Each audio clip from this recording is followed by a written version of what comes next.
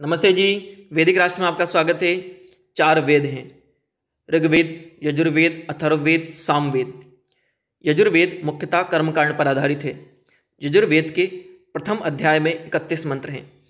आज हम इसके प्रथम मंत्र की व्याख्या आपके लिए लेकर आए हैं। यह व्याख्या वैदिक विद्वान डॉक्टर अशोक आर्य गाजियाबाद से उनकी पुस्तक कल्याण का मार्ग से लिया हुआ है। ऐसे 31 मंत्रों की व्याख्या इस अध्याय की लगातार अगले भागों में हम आपके लिए लेकर आएंगे। उनकी यह पुस्तक कल्याण का मार्ग प्राप्त करने के लिए भी आप हमसे संपर्क कर सकते हैं। आइए विषय की ओर चलते हैं।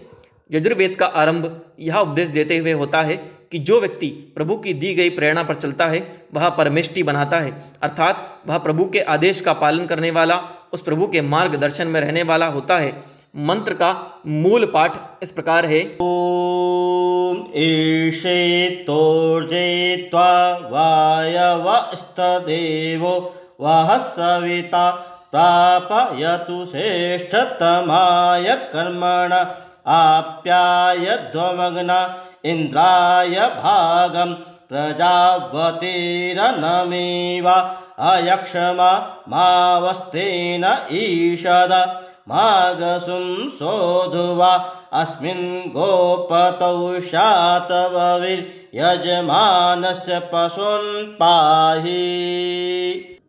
इस मंत्र में जीव ने परमपिता परमात्मा से प्रार्थना करते हुए कहा है कि हे प्रभु, मुझे प्रेरणा दो। अपने भक्त की इच्छा पूर्ण करने के लिए प्रभु उसे उपदेश देते हुए इस प्रकार की प्रेरणा देते हुए कहता है कि हे जीव, यदि तू परमेष्टि बनना चाहता है तो तू इन प्रेरणाओं को अपने जीवन का अंग बना ले, इन्हें अपना ले। इन्हें अपनाने पर ही तू उत्तम पद को पा सकेगा। यह प्रेरणाएं इस प्रकार हैं। प्रथम, तू गतिशील हो। प्रभु वायवस्था शब्द के माध्यम से जीव को प्रथम प्रेरणा देते हुए कहता है कि अकर्मण्यता से कोई भी प्राणी कभी ऊपर नहीं उठ सकता। ऊपर उठने के लिए सक्रिय होना आवश्यक है, पुरुषार्थी होना आवश्यक है, मेहनती होना आवश्यक है। इसलिए है जीव, तू सदा गतिशील रह, क्रियाशील रह, पुरुषार्थ में लगा रहे। यह पुरुषार्थ ही तेरे काम आवेगा। अकर्मण्यता को तू अपने पास भी ना आने दे। तू आत्मा है। आत्मा का अर्थ है सतत निरंतर गतिशील होना।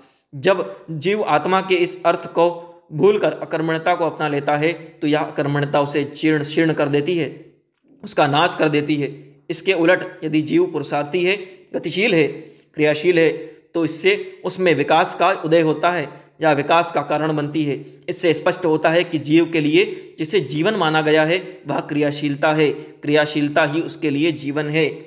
सुप्रेरक बनने की विद्वान लोग चेष्टा करें। द्वितीय, प्रभु सविता देव व श्रेष्ठ माया कर्माणि प्राप्यतु के माध्यम से उपदेश करते हैं कि हे जीव, बस तुम अपने अंदर ऐसी अनुकूलता पैदा करो कि विद्वान लोग, ज्ञानी पुरुष जो सदा प्रेरणा देने वाले प्रेरक होते हैं, वह लोग तुम्हें सदा श्रेष्ठ ही नहीं अपितु श्रेष्ठतम कर्मों की ओर प्रेरित करें, क्योंकि इन कर्मों से ही तू ऊंचा उठेगा।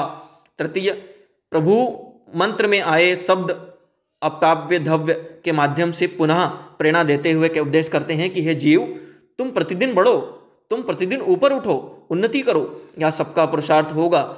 इस सब के लिए एकमात्र मार्ग यह है कि हम निरंतर पुरुषार्थ करें, क्रियाशील रहें, उन्नति के पथ को ना छोड़ें। हमने यह जो अपने को सक्रिय बनाया है, यह हमारी सक्रियता हमें उत्तम कर्मों की ओर झुकाने वाली हो। अहिंसकों में उत्तम बनो। चतुर्थ, प्रभु उपदेश देते हुए कहते हैं कि हे जीव, तू कभी हिंसक ना बनना। कभी भी किसी की हिंसा ना करने वालों में उत्तम होना। स्पष्ट है कि प्रभु अहिंसक को उत्तम मानते हैं। इस कारण वह मांसाहार के भी विरुद्ध हैं तथा किसी को भी मांसाहार की स्वीकृति नहीं देते। इसके साथ ही प्रभु का उपदेश है कि मानव का जो भी कार्य हो वह निर्माण के लिए, विकास के लिए, जन कल्याण के लिए हो, दूसरों के हित अहित का ध्यान में रखते हुए किया जावे, जन कल्याण के लिए हो। इस सब के साथ ही यह बात भी स्पष्ट हो गई है कि तुम्हारा कोई भी काम ध्वंस के लिए, विनाश के लिए, जन उपहास के लिए नहीं होना चाहिए। हमारे प्रभु नहीं चाहते कि उनके किसी गलत आदेश को स्वीकार करने के लिए जीव बाध्य हो। इसीलिए वह आदेश देते हैं कि तुम लोग मुझ पर ऐश्वर्यशाली होने के कारण मेरे प्रत्येक आदेश का पालन करने के लिए बाध्य नहीं हो, बल्कि मेरे केवल उस आदेश को ही स्वीकार करने के जनहितकारी जो हो, कल्याणकारी हो, सर्वहितकारी हो, जो आदेश सबको अच्छा ना लगे उसे आप किसी भी अवस्था में स्वीकार ना करना। यहाँ प्रभु जीव को कर्म की स्वतंत्रता दे रहा है। हाँ, यह ध्यान रखना कि तू जो अपने में प्रकृति का आधिक्य ना होने देना, केवल प्रभु का ही आधिक्य तेरे अंदर हो, अर्थात प्रेम मार्ग पर ना चलकर श्रेय मार्ग को अपनाना। श्रेय मार्ग पर चलने वाले सदा व सर्वत्र सम्मान उसका होता है, इसे पाने के लिए मानव यत्नशील रहता है। यदि तुम अपने जीवन को ऐसा बना पाए तो निश्चित ही तुम उत्तम संतान वाले बनोगे, तुम उत्तम बनोगे। जब तुम्हारा जीवन सबका सम्मान पाने में सफल होगा तो तुम निश्चित ही उत्तम संतानों वाले, उत्तम प्रजा वाले बनोगे।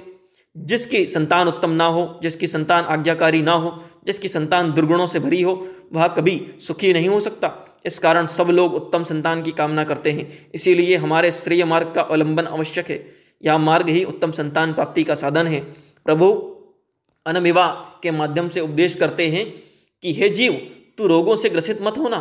सदा ऐसे उपाय करना कि रोग तेरे को ग्रसित ना कर सकें। अपने इस शरीर रूपी रथ में तूने बहुत से काम संपन्न करने हैं, भूत की सफलताएं प्राप्त करनी है, कहीं यह टूट ना जाए। इससे तोड़ने वाले रोग ही होते हैं, इसीलिए किसी भी रोग को तू अपने शरीर में प्रवेश ना करने देना। यदि तू रोगग्रस्त हो गया तो तेरे जीवन की यह यात्रा बीच में ही रुक जाएगी, पूर्ण ना हो सकेगी। इसके साथ ही जो 5वां उपदेश किया है उसमें कहते हैं कि ध्यान रखोगे तो तुम कभी भी रोगी ना होगे।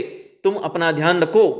यह सब कहने का भाव है कि उस पिता का कोई भी पुत्र, उस पिता का कोई भी भक्त कभी भी किसी रोग से ग्रस्त नहीं हो सकता, नहीं बनता, अस्वस्थ नहीं होता। वह प्रकृति में आसक्त जब तक नहीं होता, इस कारण रोग उसके पास आ ही नहीं पाते।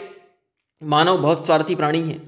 वह जीवन की सुख सुविधाएं बढ़ाने के लिए प्रकृति के नियम को भी तोड़ता जाता है।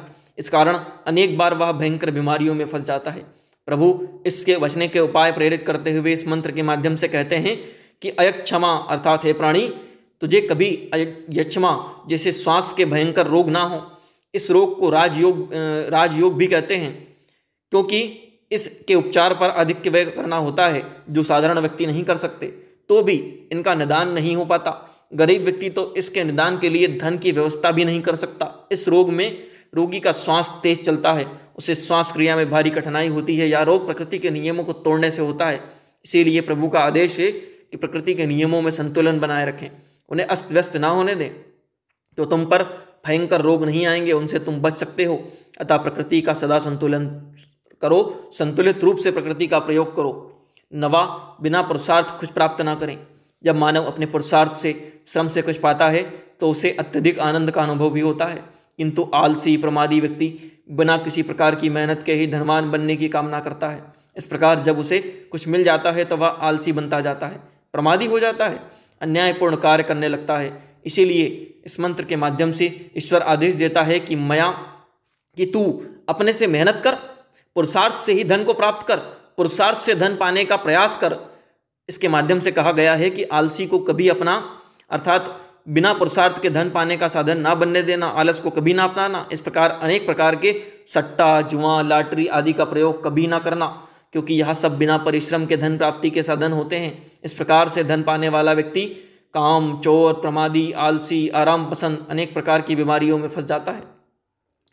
10वां, अपने कुकृत्यों को छुपा नहीं। प्रभु आदेश करते हैं कि मानव को अपने कुकृत्यों को झुटलाने का, उन्हें छुपाने का प्रयास नहीं करना चाहिए। ऐसे व्यक्तियों को अपनी कमियों को, भूलों को न्याय संगत ठहराने के लिए अनेक झूठ बोलने पड़ते हैं, अनेकों के हित की हानि करनी होती है। इसीलिए प्रभु कहते हैं कि अपने पाप को कभी भी अच्छे रूप में प्रकट ना करना। इतना ही नहीं, कोई अन्य व्यक्ति भी तुम्हारे विकारों पर शासन ना करे, अर्थात आप स्वाधीन हो, अपना कार्य करें, अपने विचार करें, किसी और के आदेश पर अपने विचार ना बनावे। तुम सदा अटल और ध्रुव रहना। 11वां, प्रभु कहते हैं कि हे मानव, तू इस गोप्तों में, इस जगत में सदा ध्रुव के समान स्थिर रहना, अटल रहना। इस संबंध में वेद के एक शब्द के प्रयोग करते हुए कहते हैं कि गोवे ही हमारी इंद्रियां हैं। इन इंद्रियों का रक्षक स्वयं प्रभु होता है। हम इंद्रियों को वेदवाणी के रूप में भी ले सकते हैं। हम यह भी जानते हैं कि वेदवाणी का पति, मालिक हमारा पिता ही होता है। यदि तुम उत्तम वेदवाणी के प्रकाश में प्रकाशमान होना चाहते हो तो वेदवाणी के मालिक प्रभु के ध्रुव के समान स्थिर होकर उसमें रहना। प्रभु हमारे चक्की की ध्रुव है। चक्की में पड़ा हुआ वह दाना ही बच पाता है जो इस ध्रुवी को पकड़ लेता है। ठीक इस प्रकार ही इस जगत में वही प्राणी बच पाता है जो प्रभु को पकड़ लेता है, उसे छोड़ता नहीं। 12वां, समाज में रहते हुए औरों का सहयोगी बनना। प्रभु जीव को, अर्थात दूसरों का सहयोगी बनने की आज्ञा देते हैं। कहते हैं कि हे प्राणी, तू कभी भी आत्मकेंद्रित ना होना, केवल अपने ही बारे में ना सोचना, कभी स्वार्थी ना बनना। तू एक सामाजिक प्राणी है, इसलिए सदा अधिक से अधिक लोगों के संपर्क बनाने का प्रयास करते रहना, दूसरों के संपर्क में रहना। इस बात का सदा ध्यान रखना कि मैं ना रहूं बल्कि एक से बहुत हो जाऊं। केवल स्वयं ही सुखी होने का यत्न ना करना, बल्कि दूसरों को भी सुख को बढ़ाने के लिए उनके दुखों को दूर करने का प्रयत्न करते रहना। आप जानते हैं, तृतीय 13वां, इस संसार को किसी भी उत्तम वस्तु की रक्षा करने की व्यवस्था नहीं करनी होती। वह स्वयमेव ही वितरित होती रहती है, किंतु हानिकारक पदार्थों को छुपाना पड़ता है ताकि यह बुरी वस्तु किसी के हाथ में आकर हानि का कारण न बन जावे।